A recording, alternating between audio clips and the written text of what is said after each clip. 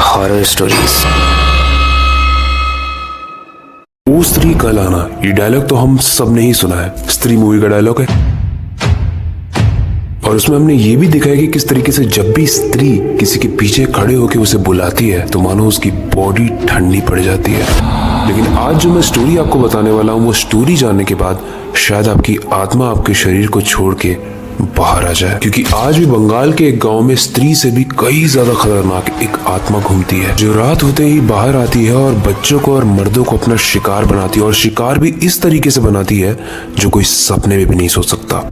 ये कहानी है बंगाल की, जहां पर सुजॉय नाम का एक लड़का था जो जॉब करता था। सुजॉय पिछले एक हफ्ते से ऑफिस से घर पहुंचने में लगातार लेट हो रहा था। अब एक और दिन आता है जब वो ऑफिस में लेट बैठकर काम कर रहा होता है, जिसकी वजह से जब वो ऑफिस से घर जाने का टाइम आता है और जब वो घर जाने की कोशिश करता है तो आखिरी बस फिर से मिस हो जाती है, जिसके कारण उसे घर तक अकेले पैदल जाना पड़ता है। ऑफिस के बाद दिन से रात हो चुकी थी, चारों तरफ दूर दूर तक कोई भी नहीं था, और अगर कोई था तो वो था सन्नाटा। और उस रात का दृश्य सुजॉय कभी नहीं भूल पाएगा, क्योंकि ये कोई नॉर्मल रात नहीं थी, ये एक मायावी रात थी। उस वक्त सुजॉय को काफी नेगेटिव फील हो रहा था और आसमान काला हो चुका था, और उसी के साथ साथ वहां के एनवायरमेंट में ठंडी बहुत तेजी से बढ़ने लगी। अब सुजॉय ये सारी चीजें तो देख रहा था, लेकिन मन में वो बस एक चीज सोच रहा था कि यार मैं इतना लेट हो गया हूँ, मुझे घर में बहुत डांट पड़ेगी। हमारे साथ भी यही होता है, हम ऑफिस से या स्कूल से अगर लेट आ रहे हैं तो कोई भी भूत आ जाए, उस भूत से ज्यादा डर हमारे अपने घर वाले से लगता है हमको। जब हम ये डिस्कस कर रहे हैं और सुजॉय अपने घर की डांट के बारे में सोच रहा है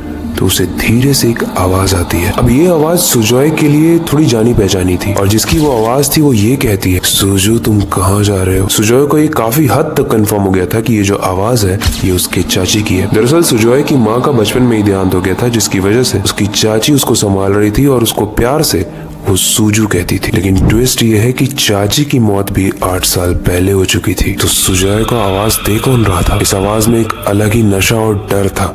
सुजॉय सुनने के बाद बहुत डर जाता है और अपने घर की तरफ भागने लगता है। सुजॉय का घर अभी काफी दूर था, वो थक जाता है और धीरे धीरे चलने लगता है। उसे आसपास वो काला साया दिखता नहीं, लेकिन उसके सामने 2 ऑप्शंस आते हैं, राइट में उसके घर जाने का रास्ता और लेफ्ट में एक ऐसा रास्ता जो अनजान था।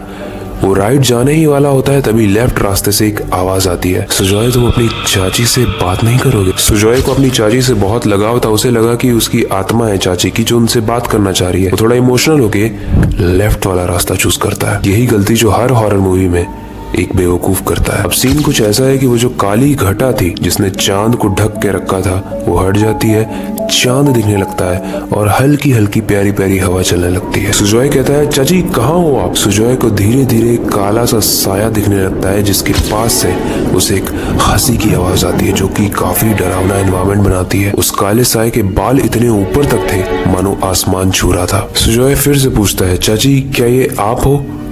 ये कहते ही जंगल के सारे पेड़ एक एक करके गिरने लगते हैं और तब उसे भयंकर दृश्य दिखता है, उस औरत का, उस काले साये का। वो साया धीरे धीरे क्लियर हो रहा है, जिसके उल्टे पैर हैं, कटा हुआ सर है जो नीचे लटका हुआ है और पूरी बॉडी से ब्लड बह रहा है, और वो सुजॉय बोलकर हंसने लगती है। यहाँ पर हमको ये भी ध्यान रखना है कि उसके घर में सुजॉय की पत्नी उसका बहुत बेसब्री से इंतजार कर रही है, जो कि लेट होने की वजह से बहुत ज्यादा परेशान हो गई, और वो सारे गाँव वालों के पास जाकर ये कहने लगती है कि मेरा हस्बैंड सुजॉय अभी तक घर नहीं आया। अब देखो, गाँव वाले सुजॉय को हर तरफ ढूंढते हैं, लेकिन सुजॉय को धरती निकल गई या आसमान खा गया कोई नहीं जानता, और धीरे धीरे करके सब सुजॉय को भूल जाते हैं। और यही होता है, हर इंसान कितना भी लगाव करे एक दूसरे से, मरने के कुछ समय के बाद सब कोई सबको भूल ही जाता है। लेकिन गाइस, सुजॉय के बाद भी बंगाल के उस गाँव में ये घटनाएं रुकती नहीं है। किसी को अपनी माँ की आवाज आती है, किसी को अपनी गर्लफ्रेंड की आवाज आती है, मतलब किसी न किसी रिलेटिव की आवाज आती रहती है।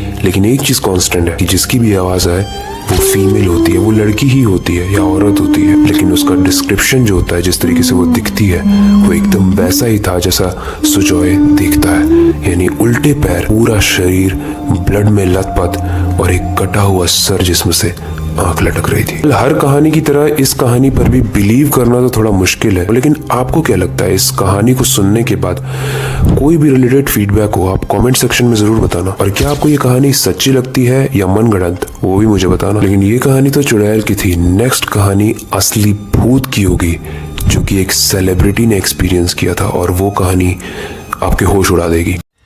Horror stories.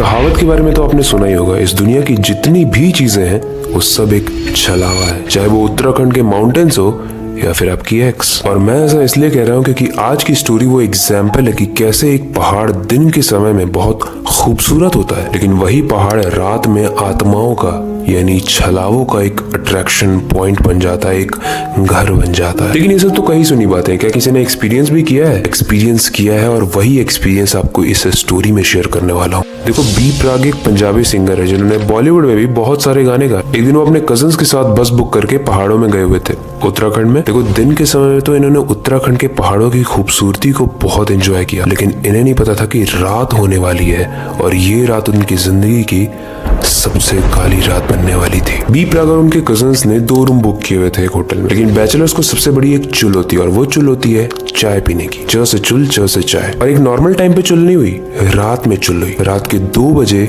सारे लोग नीचे चाय पीने जाते हैं, लेकिन अब ध्यान से सुनना क्योंकि वो चाय इनकी जिंदगी की आखिरी चाय होते होते बच गई। कैसे? जब बी प्राक और उनके कजन्स नीचे चाय पीने जाते हैं तो उसी टी स्टॉल पे एक और इंसान बैठा होता है जिसने एक व्हाइट कलर के चादर से अपनी बॉडी को कवर किया होता है। उसकी आंखें ब्लू थी और फेस पर दोनों कलर की दाढ़ी थी, ब्लैक एंड व्हाइट। लेकिन इससे भी ज्यादा क्रीपी चीज जो थी, उसके चेहरे पर एक अजीब सी स्माइल थी, जो ऐसे देखने पर तो स्माइल थी लेकिन ध्यान से देखने पर रोता हुआ चेहरा लग रहा था, अजीब सा चेहरा था। बी प्राक का एक कजन उस इंसान से जो टी स्टॉल पर बैठा था उससे बहुत बातें करने लगता है, लेकिन बातों बातों में उस सामने बैठा हुआ क्रीपी इंसान इस कजन के कंधे पर हाथ रख देता है। वो लोग अब चाय पीने के बाद जाने वाले थे होटल की तरफ, लेकिन दोस्ती काफी अच्छी हो चुकी थी इस नए स्ट्रेंजर के साथ। तो उसमें से एक कजन तो उस स्ट्रेंजर के साथ लगा हुआ था, बातें कर रहा था, ऐसे रेगुलरली ऐसे देख के नहीं बट ऐसे सामने देख के बातें कर रहा था। और बाकी के बी प्राक और उनका एक कजन नॉर्मल आगे चल रहे थे। थोड़ी देर बाद जब ऐसे बात कर रहा था जो बंदा स्ट्रेंजर से, वो देखता है कि जो इंसान उसके राइट साइड में था वो एकदम से गायब हो गया। फिर वो बी प्राक और बाकी के कजन को बोलता है। तो तीनों मुड़ के जब पीछे देखते हैं या दाएं बाएं देखते हैं तो वहां पे कोई भी नहीं था। बट सोचने वाली बात तो ये है कि आसपास दूर दूर तक कहीं भी घर नहीं था, तो वो एकदम से वैनिश कहाँ हो गया। पहले ये सारी चीजें इग्नोर करके वो अपने होटल में आते हैं, लेकिन सोचने वाली बात ये है कि जैसे ही तीनों लोग अपने रूम में गए थे, उनमें से एक लड़का निकलकर बी प्राक के रूम में आता है और बोलता है कि वो अजीब से दिखने वाला इंसान जो मुझे टी स्टॉल पर मिला था मुझे बुला रहा है। अब ये सुनने के बाद बी प्राक और उसका दोस्त शिवम काफी सुनने की कोशिश करते हैं कि भाई कौन बुला रहा है, कहाँ से आवाज आ रही है तुम्हें, बट कोई भी आवाज सुनाई नहीं देती है। इसीलिए वो लोग एक प्लान बनाते हैं कि अगर ऐसा कुछ है भी तो हम सब मिल के सामना करेंगे। और बी प्राक के रूम में ही अब तीनों लोग रुकेंगे। तीनों लोग उस रूम में एंटर करते ही हैं, तभी बी प्राक देखता है कि एक काला साया आकर उस लड़के के सर में समा जाता है। और ये सब देखने के बाद बी प्राक बहुत डर जाता है और जोर जोर से चिल्लाने लगता है। गाइस, यहाँ पे एंड नहीं होता है क्योंकि इन तीनों ही दोस्तों को अजीब अजीब सी चीजें दिखने लगती हैं। उस रूम के लाइट ऑन ऑफ होने लगते हैं, खिड़कियां बजने लगती हैं और एक अजीब सी ठंडी सी हवा चलने लगती है, जो कि इस सिचुएशन को और ज्यादा डरावना बना देता है। लेकिन सोचने वाली बात यह है कि ये सब हो उस होटल में रहा था, लेकिन कोई भी हेल्प करने नहीं आया। और जब उनसे पूछा गया कि भाई हेल्प करने क्यों नहीं आए थे, तो बोलते हमें कुछ सुनाई नहीं दिया था। मतलब वहां उस रूम में